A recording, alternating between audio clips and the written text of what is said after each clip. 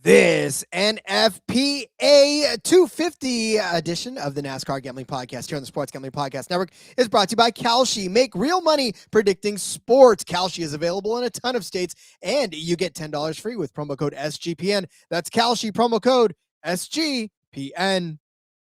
Driver, start your engine!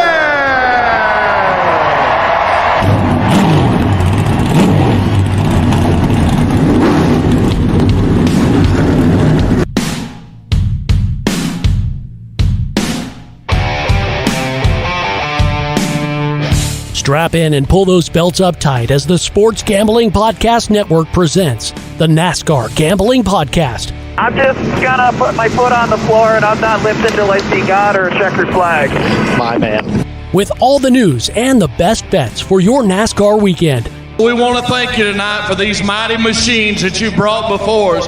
Thank you for the Dodges and the Toyotas. Thank you for the Fords. Lord, I want to thank you for my smoking hot wife tonight, Lisa. In Jesus' name, boogity, boogity, boogity. Now, here are your hosts, Rod Villagomez and Cody Zeeb.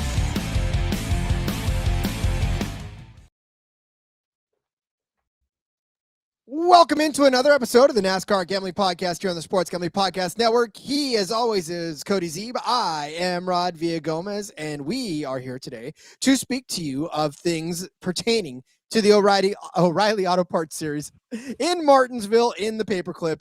The track too tough to fasten, but yes, it's exciting. Another short track weekend here, another weekend of beating and banging, another weekend of actually not quite so many Cup Series entries, thankfully. So I think we may get to see a good old-fashioned O'Reilly Series showdown, Cody, and I'm here for that.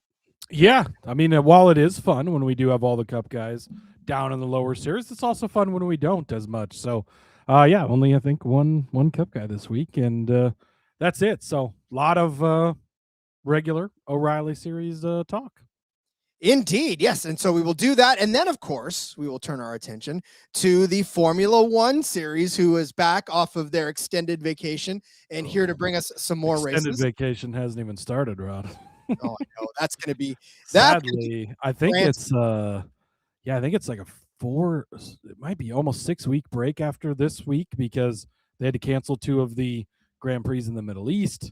Obviously, with the conflicts and stuff going on, just, travel became impossible, and that's the type of thing you're going to run into with a series that runs places like that. So, yeah, it's unfortunate, but we will enjoy this weekend's Grand Prix in Japan, of course, and bet on it because why wouldn't we? Indeed, yeah, and we will enjoy the racing this weekend, wherever it comes from. We don't care. There's IndyCar. We'll talk about that tomorrow, too. So good stuff on the pipe. And I enjoyed the high limits racing this last time around. That was a pretty good race. Yeah, that was nice having it on FS1. I hope we kind of continue to see more and more of that stuff. Obviously, and then that pushes it into their high limits already on Underdog, which is great. So we kind of keep getting more of that stuff. Might need to look into that a little bit more, and I'll be more prepared next time we get the next. There's a couple of scheduled races on for high limits coming up on FS1. But yeah, that was really entertaining. I really enjoyed it. Yep, can't wait for that. JDK saying, "Evening, Rod. Good morning, Cody." Yes, it is a little NASCAR after dark. And for those of you who were missing the Cup Series show when you woke up in the morning, meth is a terrible drug, kids. It just makes your head scramble all over the place. No, listen, when we do these late shows, I get into a rhythm, and everything was flowing. But the one thing I didn't do was hit publish on the actual podcast. So I've heard that's an important button. It's a little it's overrated in terms of what you're actually accomplishing. But yeah, apologies for that. This one will actually go up when it's supposed to. So if you're watching on YouTube and you try to catch it later, then it'll be there. Absolutely. Love it, Rod. All right, fine. All right, let's talk about baseball real quick, though. It is back, and I'm already out. I don't need to watch any more baseball this season. I watched the Giants. I think it's great. The Yankees, my team, of course, took down your team, Rod. We are the best team in baseball. Nobody else has as many wins as us. Nobody else has a winning percentage like we do. So we're number one. Well, you know, I could just take solace in knowing that Aaron Judge struck out a couple of times at the plate before. Turn your back on the Giants. Go ahead. We'll just strike out the hottest hitter in the entire league. And then, whatever. Baseball's back, and it's so the MLB Gambling Podcast. Daily Picks Podcast breaking down all the MLB action. You can get that on the SGPN app, just like every other podcast in the network or wherever you get your favorite podcasts as well. Yeah, I'm done talking baseball. Let's talk racing, Cody. It is, of course, time to go racing at Martinsville. Is there any news that we should? I got one piece of news. It's been pretty quiet. There was some lawsuit stuff today with but there wasn't really anything that came out. I think both sides kind of just argued their case in the Gabe Hart, Spire, JGR whole deal. I didn't really see any results of that. So kind of sitting where we are with that. But Legacy Motor Club had a big announcement today, Rod. They have added an owner to the ownership group, and it's Darius Rucker. You might know him as country artist. You might know him as Hootie from Hootie and the Blowfish. Don't call him Hootie. Don't call him Hootie. However you know him, he is now part of the ownership team for Legacy Motor Club. So that's awesome. You know, we've seen the expanded reach in ownership with all through sports and through motorsports as well, whether it be guys like Michael Jordan obviously has been huge. Pitbull for a time was with Trackhouse. That, of course, has ended now. But we've seen other athletes, Dan Marino, Bill Elliott teamed up back in the day, come and go. You see guys like Lewis Hamilton from the racing world coming over and having ownership in the Broncos. And then we've seen some celebrities, Ryan Reynolds and them, get into F1 as well. So, yeah, love all of that. But great to see Darius joining the ownership group there at Legacy. Now, if only he can bring some of that Hootie money to that team and make them a lot faster, I would 100% listen to all of us. That third team next year. So, of course, they have that charter that'll be coming over from Ridgeway Racing, which is currently the 60 car for RFK. Who goes into that charter, that car will be interesting. But, yeah, doesn't hurt to have another owner putting out a little bit of money to help make that ride transition smooth. Ironically enough, though, Dan Marino did break Darius Rucker's heart. So I don't know how that. Well, good thing Dan Marino's not in the sport anymore. I guess they don't have to see each other. But all right. Well, then, if that is all of the news, then I say, Cody, because this is after dark, and you have a very important study to get to tonight. We're gonna have to move this thing along. So let's get there, shall we? Yeah, let's do it. I'm ready. It's late. It's been a day. It's going to be an evening for me, but yeah, let's do it. Indeed. And apologies in advance. If you hear me sniffling, if you hear me try to mute this and sneeze, or if I don't get to it, just know that this is the beautiful time in California where everything is blooming and everything's attacking my nasal cavities. So I will try to make it through without making you cringe with sniffling and all that stuff. So with that being said, let's turn our attention to the NFPA 200, the National Fire Prevention Association. I had to look that up, guys. I didn't know what that was off the top of my head. So that's it. NFPA 200. We are set for 250 laps. Now, see, this is where the racing reference did me dirty. It's the NFPA 250. So let's stop there. 250 laps around this 0.526 mile paved track for 131.500 miles around the Martinsville Speedway, Martinsville, Virginia. Just like Ron Burgundy. If you put anything in front of me on a cue card, I'm going to read it. Whatever's on the prompter, Rod's just going to read it. We do.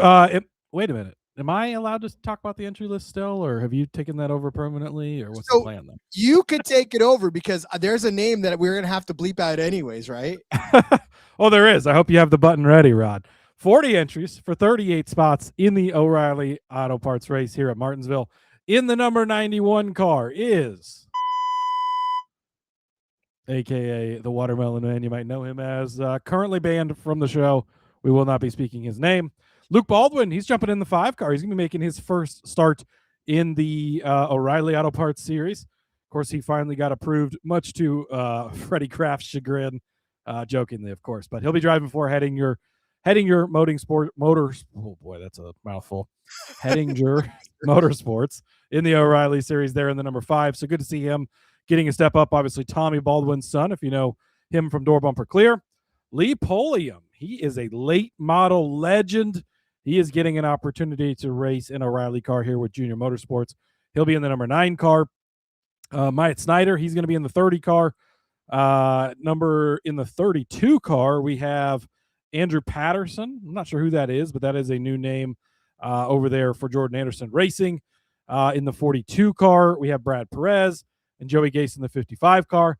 And then notably, in the musical chairs that is JRM, of course, Polium is going to be in the 9 car, but everybody else is in their rightful cars. So Carson Kvapil, he's with the 1 team, and Rodney Childers. Raja Karuth, who's been out of the 88 for a few weeks. Of course, we had Larson the last couple of weeks in that car. He is back in the 88 car this week in his rightful ride. And welcome to full-time to the series, Brent Cruz. He is not, well, he's not old enough yet, but the track is short enough that he can do it. His birthday is next week, so he'll be fine. But he is going to be full-time the rest of the season now in the 19 car, so we won't continue to see that be others. Obviously, Christopher Bell was scheduled to drive that car last week. No word on if he showed up. I never saw him for sure. But Brent Cruz will be officially full-time for the rest of the season now. And notably, still 3rd place on the odds charts for the championship if you look at the futures. So books are high on Brent Cruz, as am I. I was kind of hoping that number would slip as we got into him missing some races. But books a little too smart for us, Rod. Well, they listen to you too much. That's all there is to it. They're like, nope, if Cody's high on him, we cannot tip the odds down so he can just take advantage of us right now while we're vulnerable. But all is right with the world. JRM, back in JRM cars. I wanted to find a way to, if we had O'Reilly top 10s, the 9 car would definitely be on my card for that, because I feel like this is a fun little dip into the top 10 market. Those have been kind of posting randomly a little bit, FanDuel a little bit, Score a little bit, so keep an eye out for them. Of course, as we record this, good thing we didn't go at our regular scheduled time today because there was no odds. Once again, the books were very slow this week, but we do have everything up this evening. But top 10s have been kind of popping up occasionally, so check for those. Of course, you can be in the Discord as well, and guys will be talking about that. We'll be talking about that whenever they do post and what we might like a little bit more there. But yeah, excited to see Polium in this. Doesn't run much anymore, so he's kind of, it's like the Dale Jr. thing where it's like, oh, okay, a little bit rusty, but you're getting in, except he's not run these cars before, so that might be interesting. But this is the type of track you should be good at. So. Indeed. All right. Well, then we will get to our picks for this particular race. But before we do any of that, let's say that Laura finally made it. Hi, Laura. Just in time, Laura. We're about to get to the picks. We are about to get to the picks. See, this is what happens when you show up on time or show up late. You get right to the picks, which is a lot of people want us to get to anyway. So just get to the picks already. Come on. All right. We're getting to the picks. But before we do that, I want to tell you about our friends over at Kalshi. Kalshi is a real money prediction market, legal in a ton of states. Kalshi has a ton of trading options for your favorite sports. And I'm telling you right now, Survivor going on as we speak. Siri has actually been 10 cents for the longest time, and she just ticked up. So this episode must be Siri heavy because she has actually moved up. So you better hurry up and get in on Siri at 11 cents to win this whole thing. If you put down $10, you're going to get down on at least $11 for the $100 on this one. So make sure you get down on there. And if you're a new customer, we're going to give you that $10 when you use promo code SGPN. That's Kalshi, KALSHI, promo code SGPN. Underdog has got you covered for pick'em for almost every sport under the sun. Best of all, Underdog has just increased their payouts. 2-pick entries now pay 3.5x, and 3-pick entries now pay 6.5x, 6.5 times your investment. Looking right now at the F1 Underdog picks out there, I like Isaac Hadjar. His finishing position set at 8.5. I know Red Bull's been absolute garbage lately, but Isaac Hadjar has a top 6 finish in him, has a top 8 finish for sure in him. So I'm going to take better than 8.5 in the finishing position for Isaac Hadjar and that second Red Bull car. If you want to get in and you're a brand new customer to Underdog, you're going to get $5 and you get 50. When you play $5, you're going to get $50 in bonus funds when you sign up with our promo code RACE SGPN. And of course, we talk F1 tomorrow as we double up with DFS and our F1 picks, Cody, and that's going to be fun. I think we're talking F1 today, Rod. Yeah, you might want to, hopefully you get that memo. We will have F1. I know you have them in the sheet, so you're at least somewhat prepared. But IndyCar tomorrow, which I'm excited for. Well, it's close to tomorrow on the East Coast, so we'll roll with that. This is what you get when we come on late. But all right, let's get into the picks, Rod. I am going to start, as I usually do with all of my JRM love. Okay, maybe not, but I do have some JRM love tonight. I'm going to pull a Rod and take Carson Kvapil in this race. I'm going to take him over on Bet365. You can get Carson Kvapil over Austin Hill, -115. I love this head-to-head. You can also get Carson Kvapil's top 5, +180. I'm going to be playing both of these. So you go back and you look. Carson Kvapil has 3 starts here at Martinsville. 4th place in his first start for JRM. If you don't know, comes from the late model scene, ran the late models for JRM. His little brother runs the late models now, right? That's his background. That's the type of racing he came up on. So this is the perfect place, right? In the fall race here, he led 40 laps. He won stage 2. Unfortunately, fell off a little bit at the end. That's going to happen. In the spring race, though, he was 2nd place in both stage races. And if you remember, massive, massive chaos late in that race. Sammy Smith takes out Taylor Gray. Just chaos ensues. Austin Hill was like 10th place, ends up winning the race when he was running nowhere near the front. So tread a little lightly on just looking at last spring's results because not necessarily indicative. But Kvapil ran really good. He's run really good in all 3 races. The finishes haven't always come, but we've seen already this year him be a little bit better, right? He finished 5th place last week at Darlington, 11th at Vegas the week before, 3rd at Phoenix, notably. The other short flat track we've been to this season. Don't forget Rodney Childers, his crew chief, a guy who's going to push the envelope, a guy who loves late model racing, short track, right? This is right in his wheelhouse. I love Carson Kvapil this week. So we're going to take him for both those bets. And on the Austin Hill side of things, 12th place here in the fall. Okay, a fine run. He won last spring, but as I just mentioned, big asterisk on that because he was nowhere near the front the entire race, just how it panned out with the craziness that ensued at the end, right? And put yourself in the right position, you get the win. But to look at how he runs here, 14th, 34th, 21st, 16th, he's not running well. I mean, outside of that one craziness win, 12th place, the best finish in the last 6 races here, is not that good for Austin Hill. He's not been running that well either. You know, I talked about Kvapil and his good finishes the last 3 races, 35th at Darlington for Hill, 10th at Vegas, 12th at Phoenix. Not the Austin Hill we are used to seeing, right? Yeah, it was good early the first couple races because you get the super speedways, the draft and stuff in there. But since then, very quiet in the Austin Hill camp. So love Kvapil over Hill, -115 on Bet365. And then Kvapil top 5 as well, +180. I think that, maybe he's not going to win this week, but I think he's going to be in contention because he's proven on this track he can be. We've seen a good start to the season. The 3rd place at Phoenix makes me feel very good about it. The pairing with Childers makes me feel great. Love some Carson Kvapil this week. And listen, you're not going to get any argument from me. And more importantly, the guy's done this by swapping cars. He's literally having to move every couple of weeks, and he's still trying to be as consistent as he can. So kudos to him that whatever number he jumps behind, he's still able to run well and to log decent finishes. So I'm with you on that one. And of course, anytime you get a chance to fade the terrorist, we are all about that as well. All right. I can't say his name, but I have to allude to him. And I'm going to take the guy that is driving the 91 car, and that is the Watermelon Man himself. Jesus Christ. No, I'm not taking him. Okay. Oh, okay. No. Jeez. I hadn't looked at the picks. So okay. You continue, please.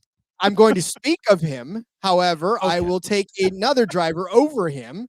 Gosh, Cody, jump down. I feel so much better. Oh, my God. It's okay. I'm not going to do it. But here's the thing. I'm going to take Jesse Love, and I'm going to take him over. I'm going to say his name for the sake of all of you guys that have to do it. It's fine. In fading, it's fine. Okay. I'm going to take Jesse. Thank God. I'm going to take Jesse Love over Ross Chastain. This is at +130. I don't particularly understand why this is a thing, why he's plus money, why a series regular who, has the reigning champion is +130 against a Cup guy that has absolutely been struggling in his own car, let alone jumping into this 91 car. This season, Jesse Love is 3 for 3 beating Ross Chastain when Ross Chastain's been in the race. in the O'Reilly Series. Darlington, Jesse Love, 11th place finish. Ross Chastain, 14th place finish. Coda, Jesse Love, 4th place. Ross, 9th. Atlanta, Jesse, 5th. Ross, 6th. So, I mean, it's close. It's always been close a couple of times around. But Jesse Love, yes, Jesse Love does not have great finishes here. I understand that. I'm fully aware of that. In fact, if you look at Jesse Love's finishes at Martinsville, he only has one top 10 finish overall on this track, with the 23rd in the fall of last year, 37th in the spring of last year, 12th and 9th before that. But he was young. He was still learning. He was still trying to figure things out. He is the reigning champion. This is not a guy that's just all of a sudden picked up and done well. He's the reigning champion. And this season, he's got 5 top 10 finishes out of 6 starts, 3 top 5 finishes.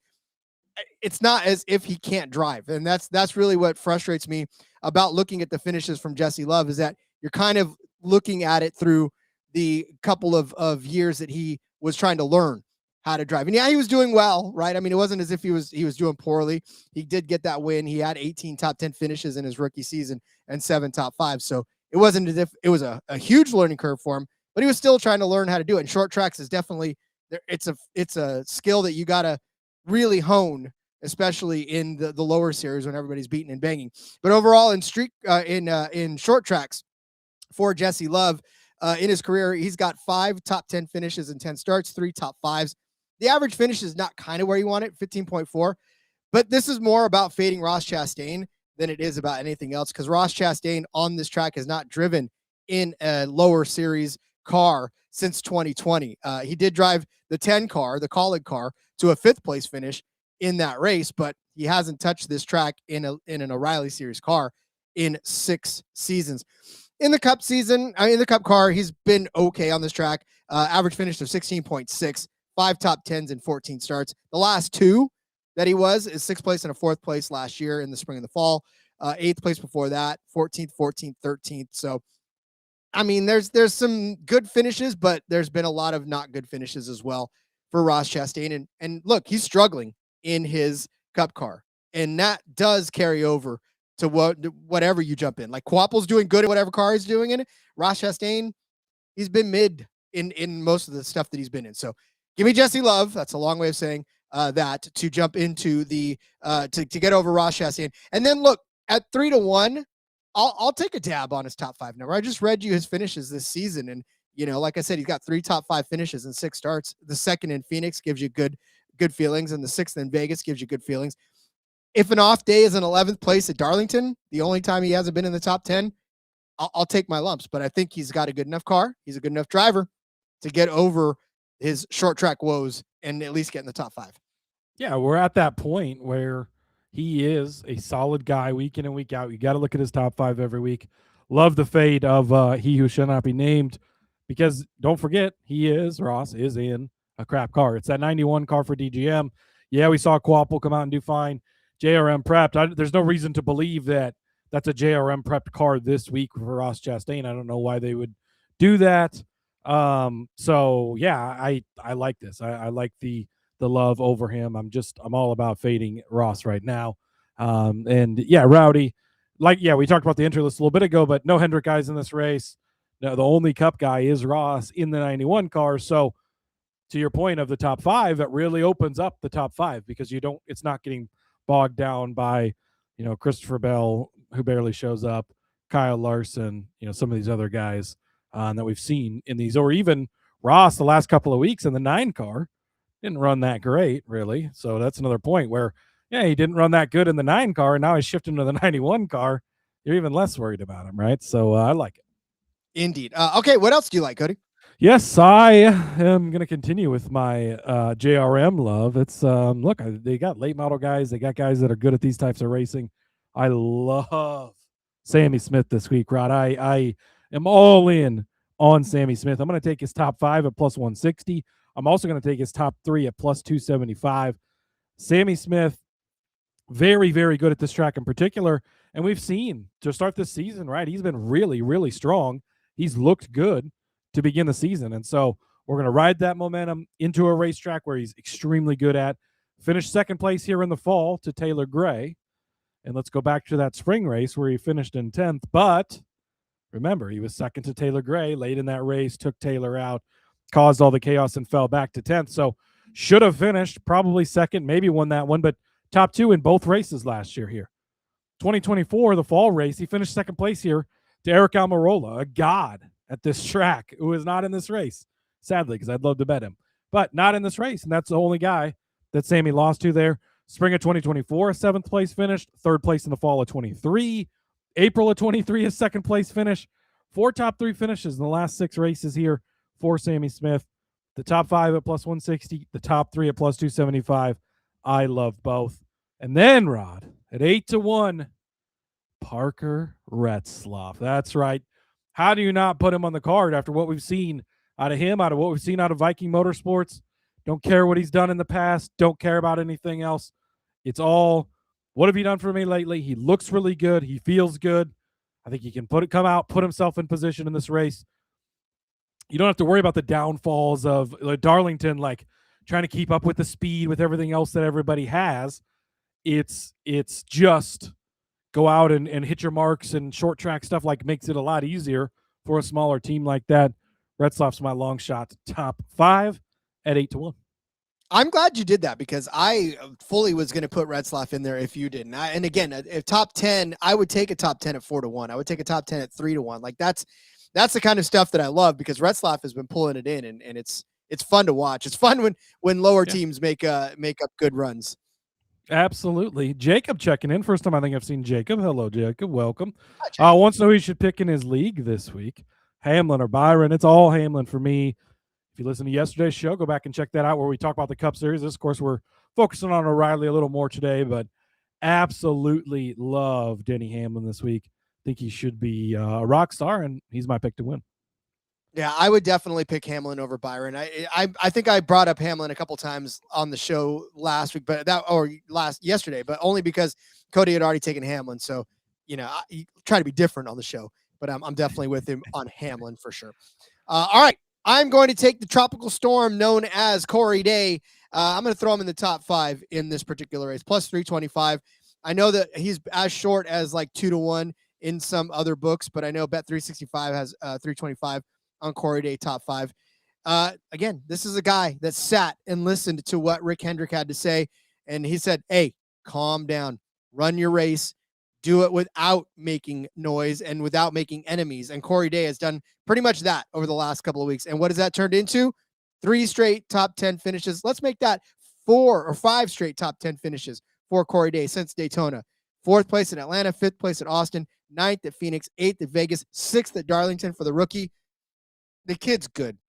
The kid's fast. You most certainly cannot deny the speed that Corey Day has. The only thing that was missing, and listen, this is what I argued about with Carson Hocevar. The only thing that was missing was the control, right? Raw chaos is fine. Raw speed is good. It's fun to watch. It's fun to cheer for. It's fun to say, oh, look at the Hurricane go. Look at him go through. But if you can't put it together when it matters most, which is at the end of the race, then it doesn't matter.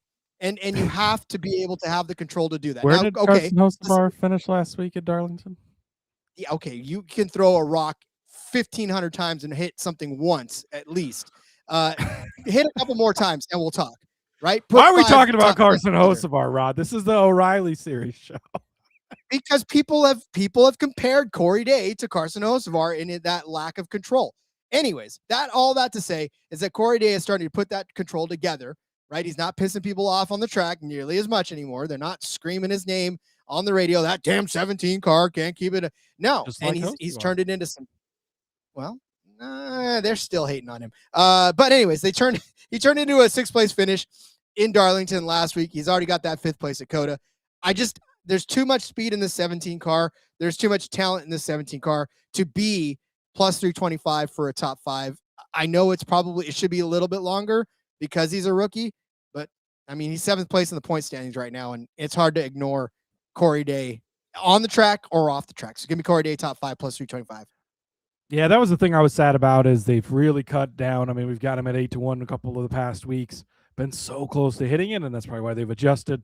That's when it sucks, is when you know you're right and they adjust, but you never actually hit the bet. So unfortunate, but even at this number, I still think Day is worth a sprinkle. To the outright markets, Rod, Taylor Gray, 5-1. He's too good not to bet on at this track. He won this race in the fall.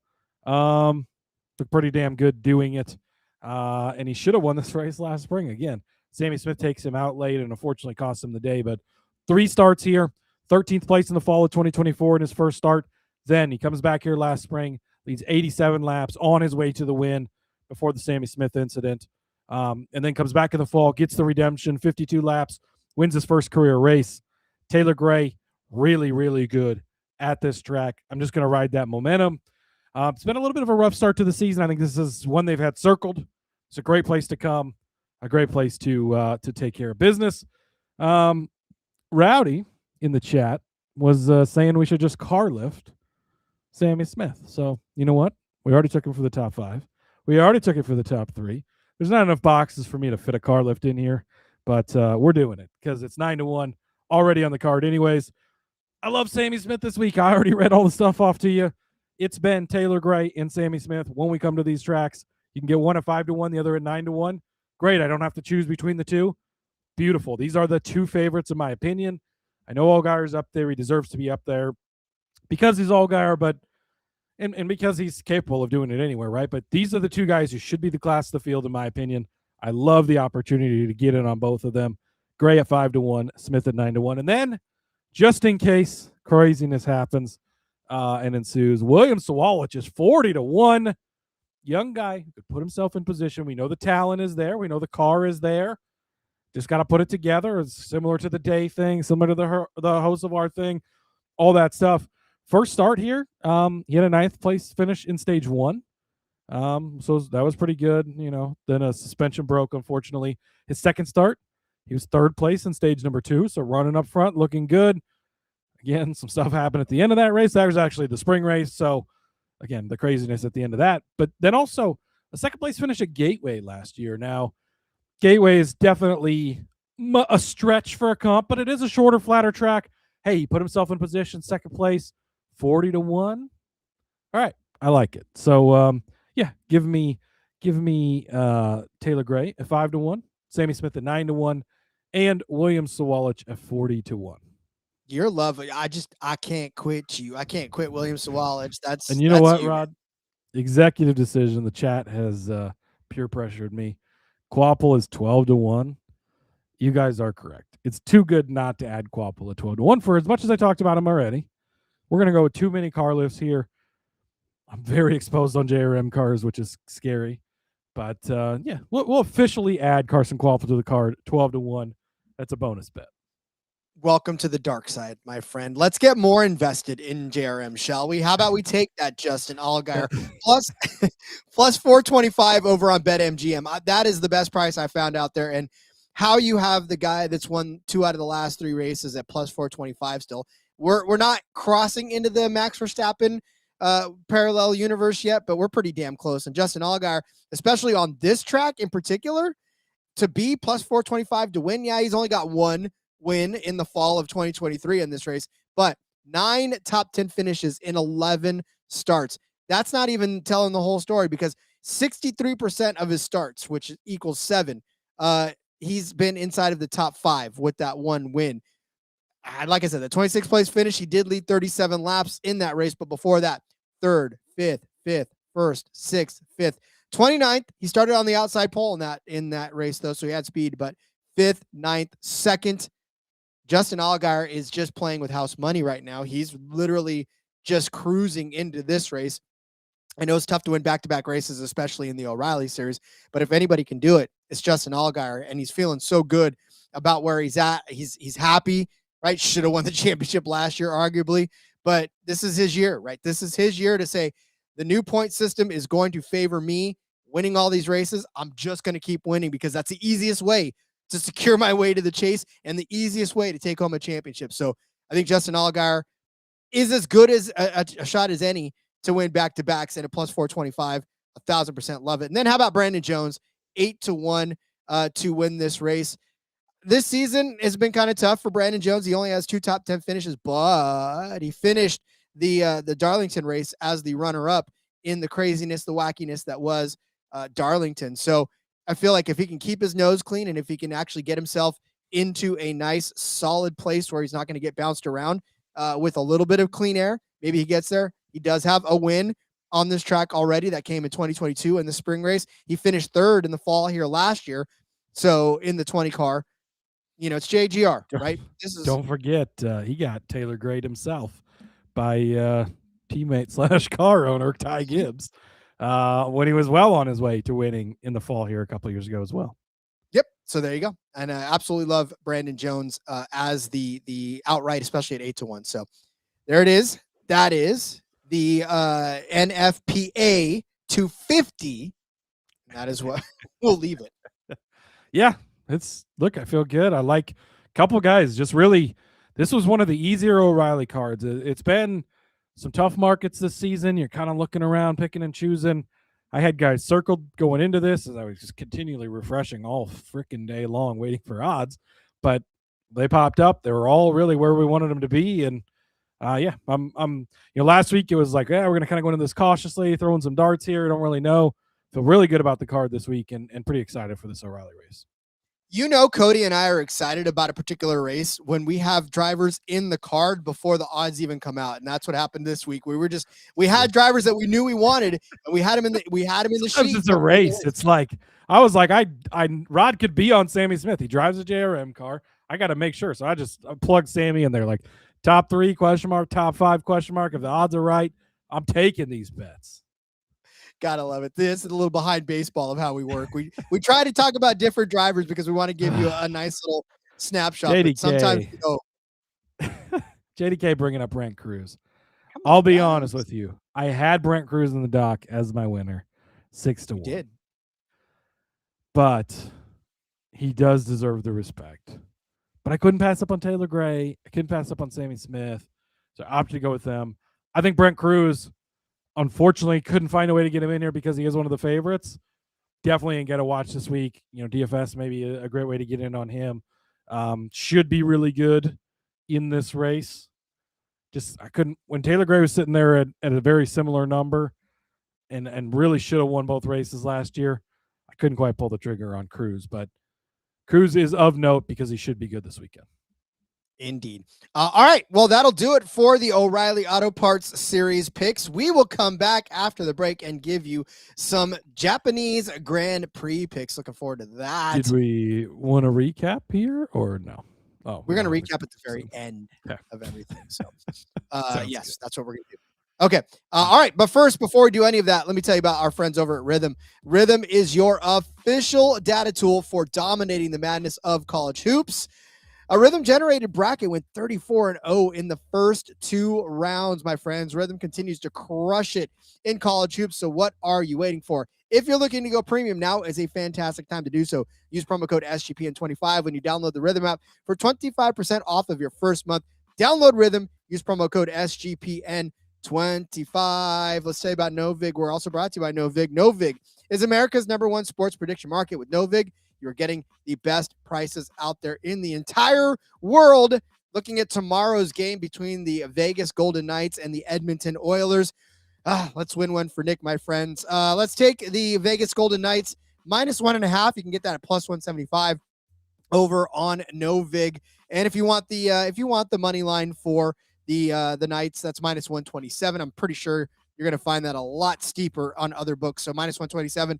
For the Knights on the money line. Go download the Novig app and get $50 when you spend $5 if you use promo code SGPN.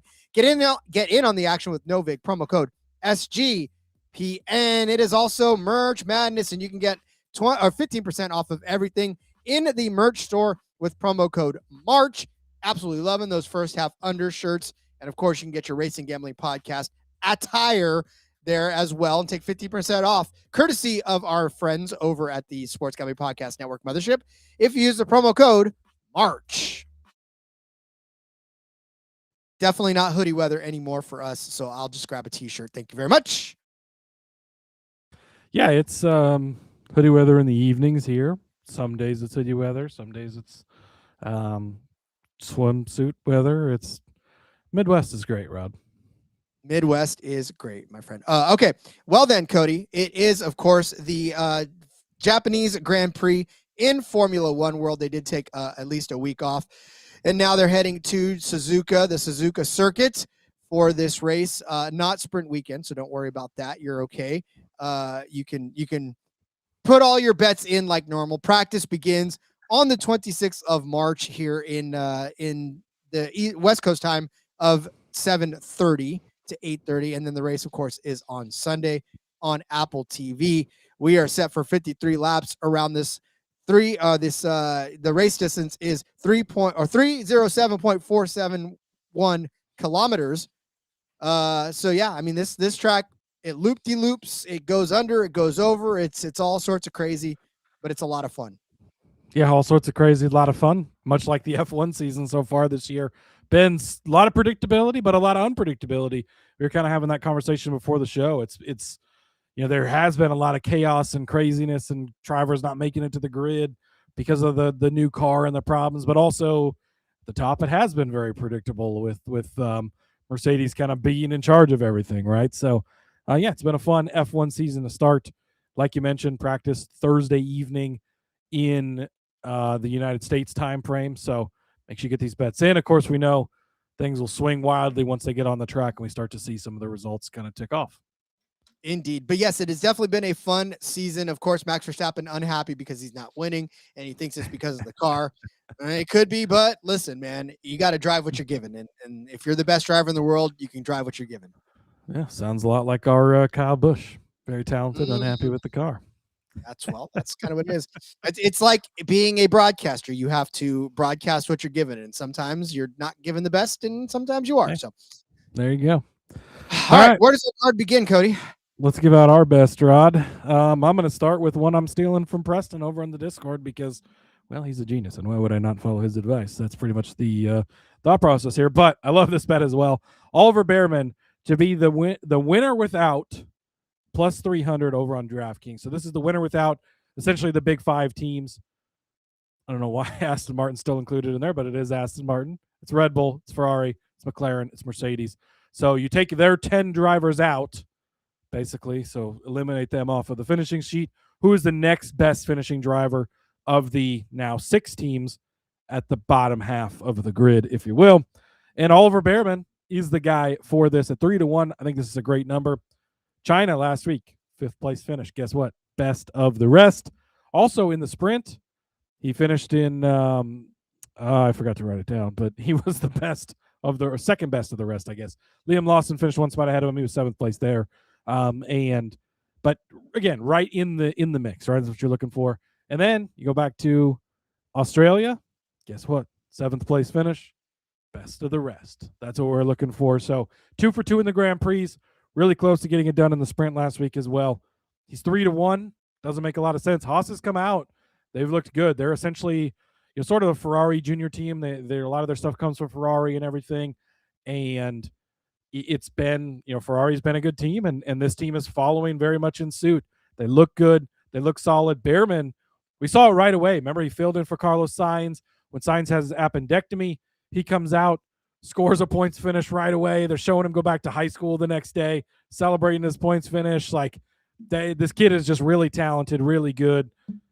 I personally think that he is the guy that's going to replace Lewis Hamilton when Lewis hangs it up at Ferrari and become that other Ferrari driver.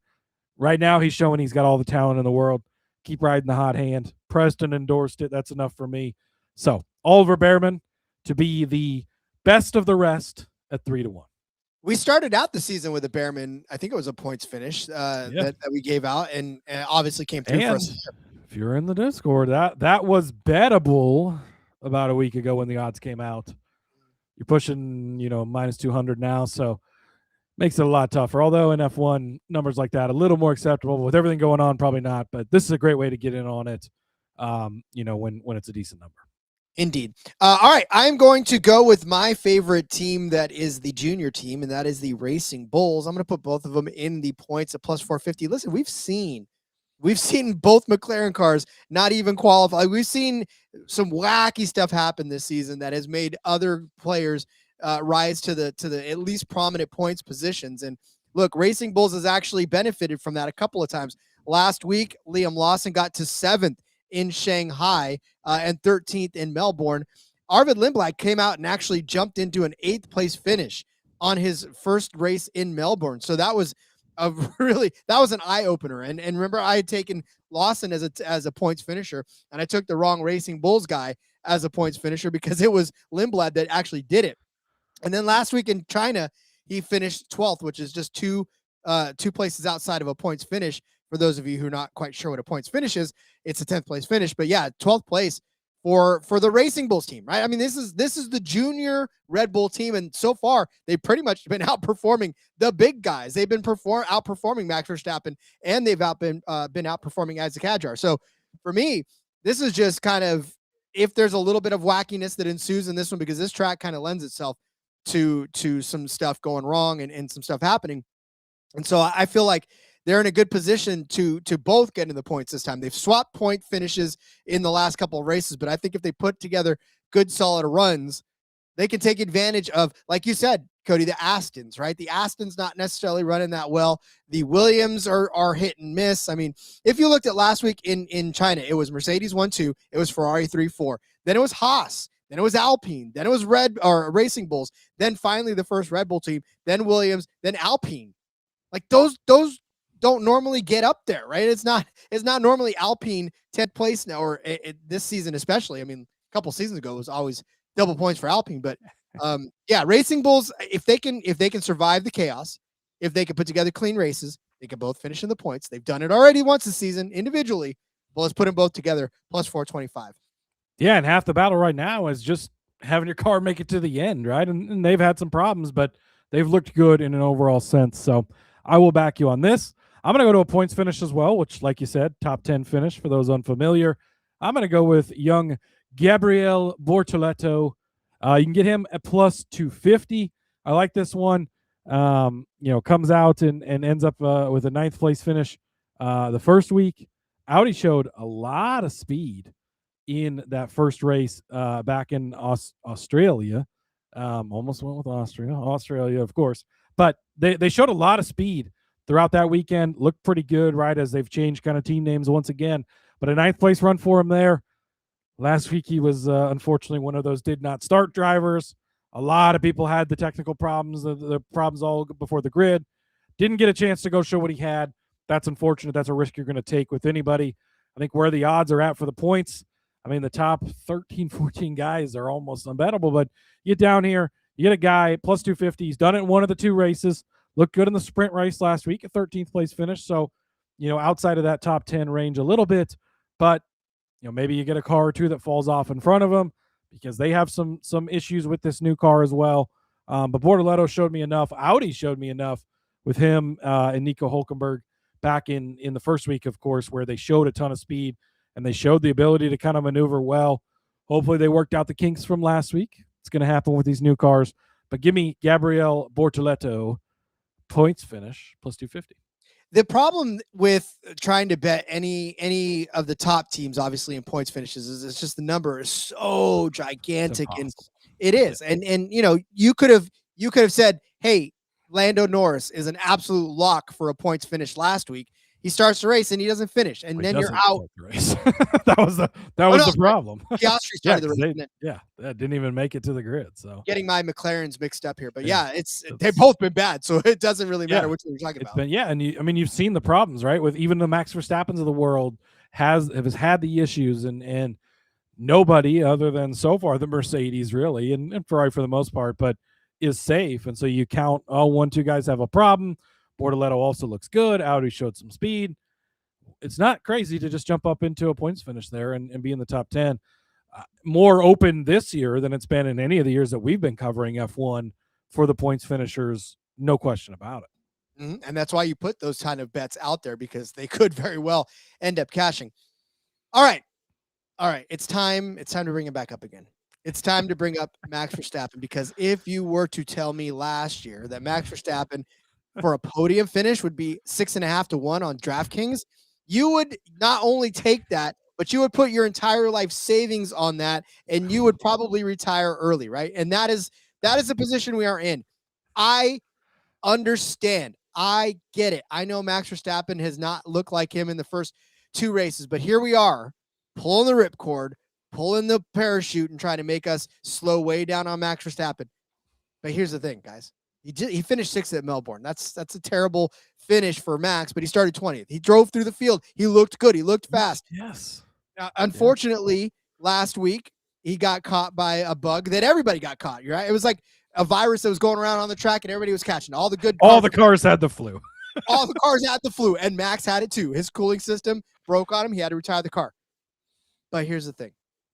Max Verstappen on this particular track has won 4 in a row. Started from the pole, won 4 in a row. He has had, him and that entire Red Bull team have had a full week now to, I don't know, kickbox, whatever they do to get out their problems at Red Bull. They've had that week. Rather, maybe it's sitting in a yurt and getting all spiritual about it. I don't know.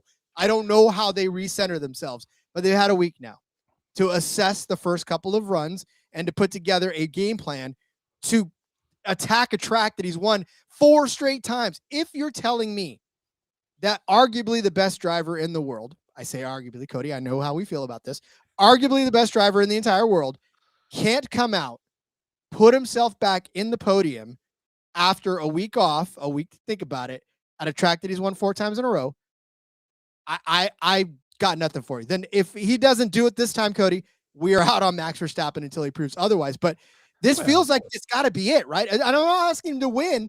I just want to put him on the podium, just on one step.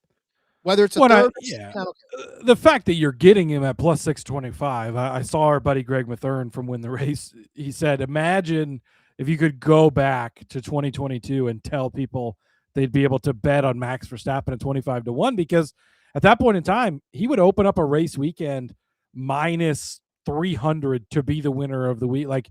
And it was almost where you just go bet it because it was going to happen anyways, right? I mean, we would start every episode of the F1 Gambling Podcast. Congrats. Max Verstappen's won. Now, how are we going to bet the rest of the grid? Because that's just what it was. But the talent is not to be overlooked, right? There's problems. Clearly, they're working through things. The Red Bull car is not what the Mercedes and Ferrari have. But if they can put him in a somewhat decent position, Max Verstappen makes up for a lot of mistakes, a lot of issues. We saw it in Australia, where he did come all the way through the field. Imagine if he started a little better. He could have easily landed on the podium. You have problems last week. A lot of people had problems. You throw it out. The fact you're getting at this big of a number and all he has to do is go grace the podium, he certainly could get it done. And, yeah, I mean, even if he doesn't get it done this week, I don't know that we're off of him. We'll see what the performance is and what we can take away from it. But keep hanging numbers like this, eventually he's going to get it, right? It's just it's a matter of time for Max Verstappen to figure it out, because he is arguably the greatest in the world, Rod. I want to bookmark this because I want to come back after qualifying. If he qualifies 5th or better, you are not getting a podium number for Max Verstappen. CLV, baby. It'll be a lot of CLV, Rod. And I could go the opposite way too, but that's how she rolls. So Indeed. Outrights, George Russell minus 400. Let's take it. Right? Wait, sounds like Max Verstappen of old. No, don't actually bet George. But Russell is, I think, minus 150, minus 200 to win. But he's not as trustworthy as a Max Verstappen is. And so I think you just kind of go lighter on the outrights, take some stabs. Here's what I got for you. Charles Leclerc is 9-1.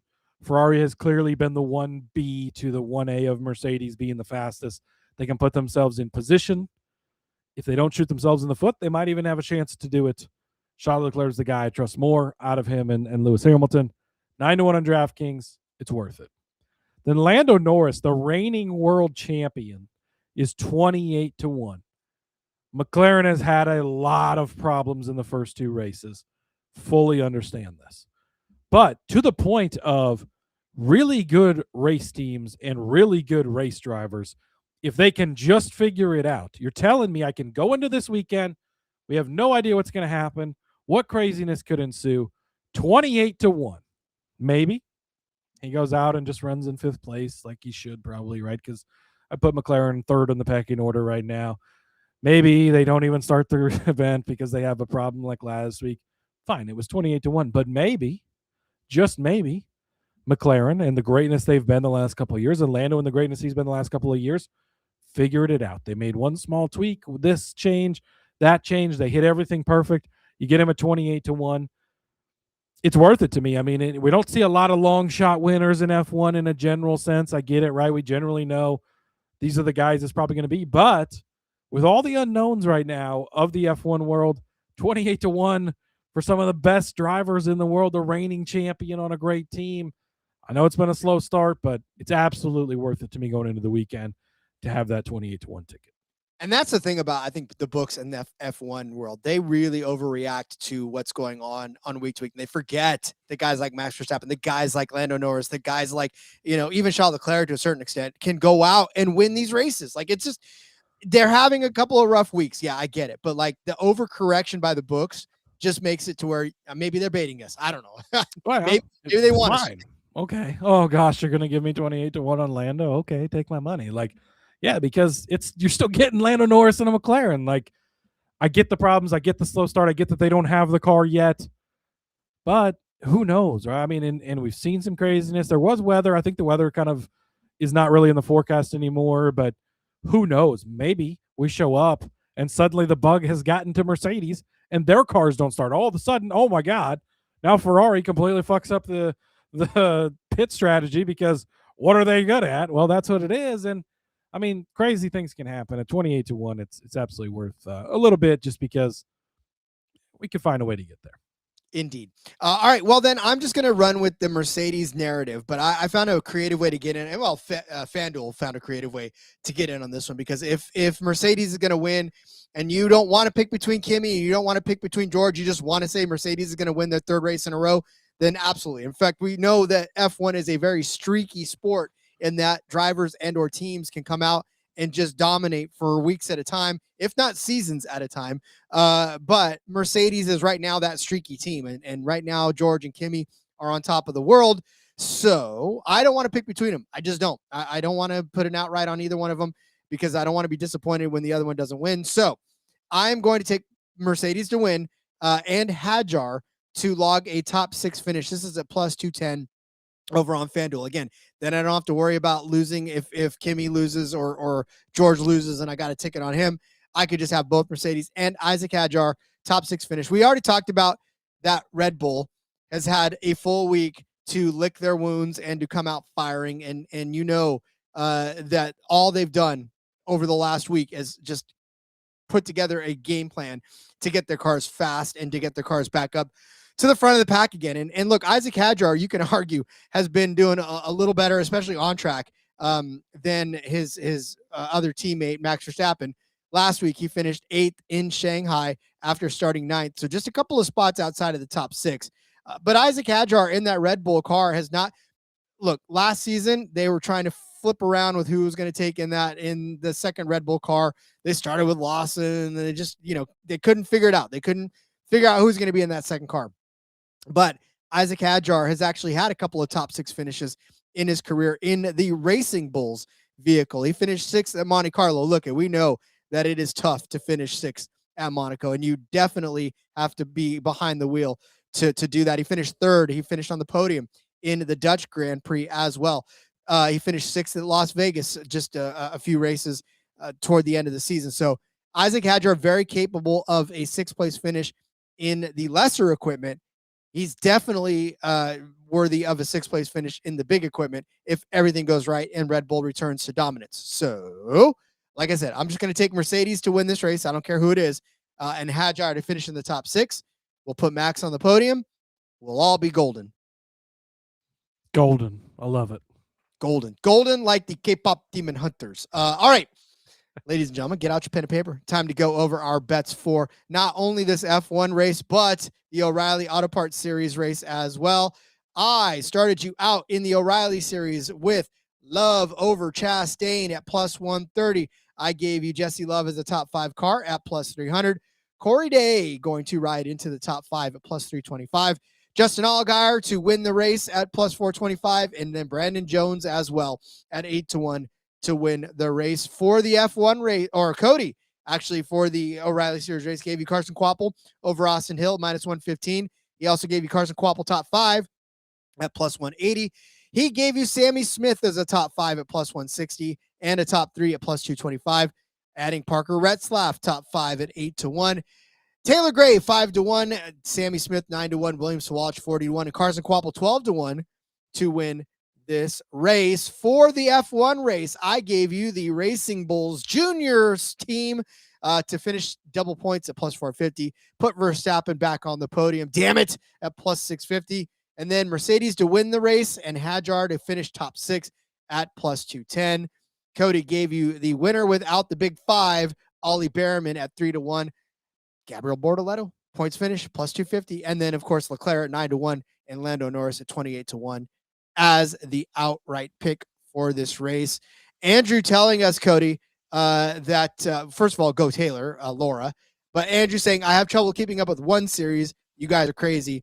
Cody, we keep up with at least 4 or 5 different series. It's too much fun. That's what it comes down to. It's fun. It's exciting. And again, like, if you're a NASCAR listener, you haven't F1, it's different. It's its own discipline. You got to treat it that way because don't compare F1 and NASCAR because there's no comparison. It really just isn't. But F1 is really fun for what it is, for being its own thing. Hey, we get a bet on it. We get to play DFS. It's exciting. Underdog has the picks on it too. I really enjoy it. And yep.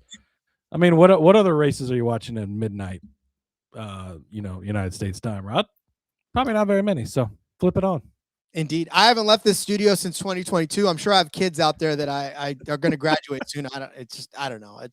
I've been here and I'm going to continue to be here covering it all for you guys. Because that's right. What we're here for. And we'll be back tomorrow to keep covering it for you guys.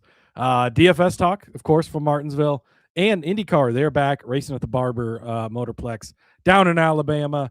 So, we'll be talking about that as well. Sometimes the races are at 3 a.m. You take a nap, you set your alarm, you watch when you wake up, whatever, Andrew. It's fine. This week, midnight Central Time, that's not, you stay up, plan to stay up a little late. You can make it work. I promise. It's fun. Or Apple TV lets you watch it later. So, and Apple TV has the nice little last week, because it was like a 3 a.m. race this past week. I was not staying up for that. I woke up, I flip it on, 30-minute race highlights. Like, yep, and it just here's the okay, right? Boom, lights out, and away we go. Shows you the first 2 laps, speeds forward to lap 10.